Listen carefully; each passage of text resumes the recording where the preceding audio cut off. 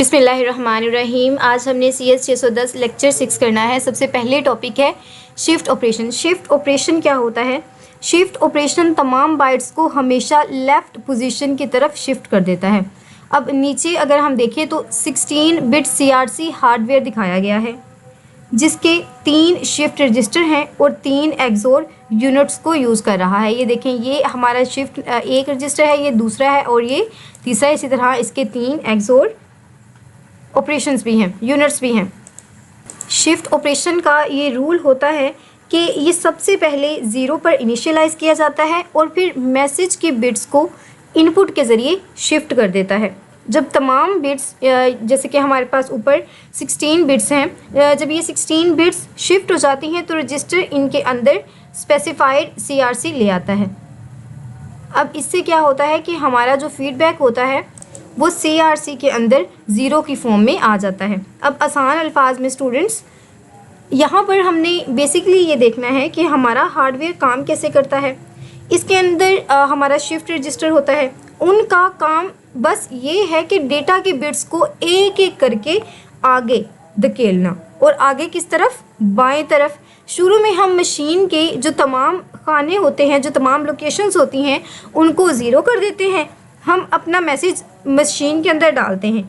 जैसे जैसे बाइट्स अंदर आती हैं वो शिफ्ट होती रहती हैं और एक्सोर गेट से टकराकर एक ख़ास किस्म की कैलकुलेशन करती हैं। जब मैसेज की आखिरी बिट मशीन से गुजर जाती है तो जो रजिस्टर्स के अंदर नंबर बचता है वही हमारा CRC रिमाइंडर होता है। तो आप यही समझें कि यहाँ पर कोई नंबर था, ये हमारा शिफ्ट हुआ लेफ़्ट पर, फिर एक नंबर आ गया, ये वाला नंबर फिर अगेन शिफ्ट हो गया। इस तरह करते करते हमारा पहला नंबर यहाँ पर आ जाता है। इसी तरह सेकंड आता आता हमारा जो लास्ट पर नंबर बच जाता है वही हमारे CRC का रिमाइंडर होता है। टाइप्स ऑफ एरर, हमारे पास 2 तरह के एरर्स होते हैं, vertical error and burst error.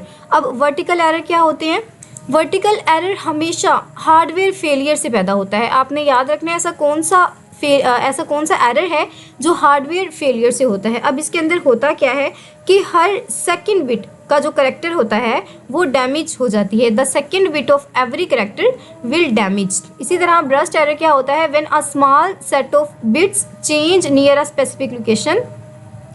जब कभी भी आसमानी बिजली गरजने से या फिर करीब ही कोई इलेक्ट्रिक मोटर चलने की वजह से किसी भी ख़ास लोकेशन के ऊपर बाइट्स का एक छोटा सा सेट, बिल्कुल माइनर सा सेट चेंज हो जाता है तो इस किस्म की जो ख़राबी होती है इसे हम ब्रस्ट एरर कहते हैं। तो अक्सर आपने देखा होगा कि जब आपकी बहुत ज़्यादा गरज चमक के साथ बारिश आ रही होती है या फिर आपकी डिवाइस के करीब से बहुत तेज़ रफ्तार गाड़ी गुजर रही होती है तो कुछ देर के लिए आपको अपने सिग्नल्स भी डाउन महसूस होते हैं, आपके फ़ोन के सिग्नल।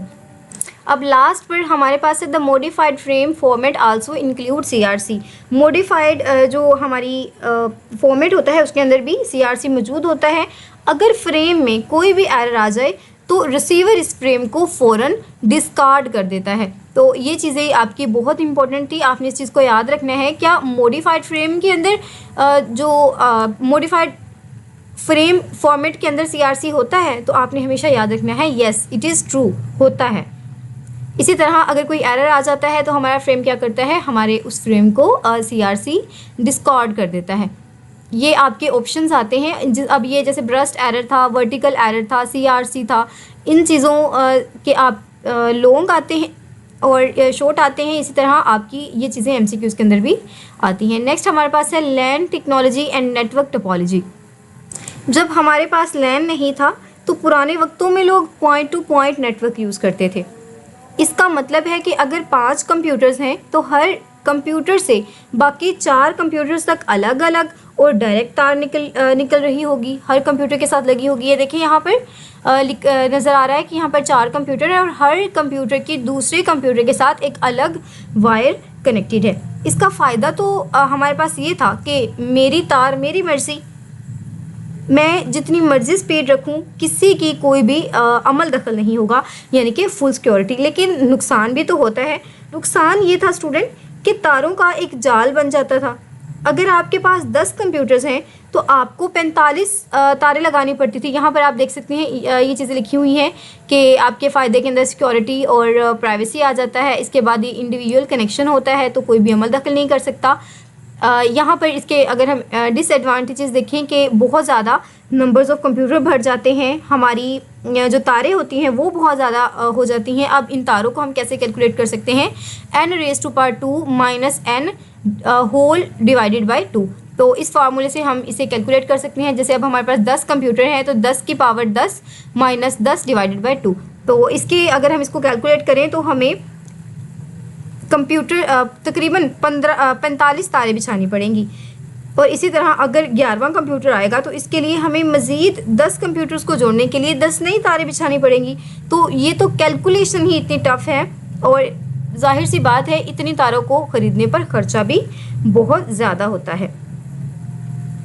तो ये चीज़ें आपकी कवर हो गई हैं। ये देखिए यहाँ पर ये लिखा कि another disadvantage in adding a new computer. एक अगर न्यू कंप्यूटर डालेंगे तो हमें न्यू कनेक्शन बिल्ड करना पड़ेगा। तो उम्मीद करती हूँ स्टूडेंट आपको लेक्चर पसंद आया होगा। दुआओं में ज़रूर याद रखें, चैनल को सब्सक्राइब ज़रूर करें। फ़ी अमान।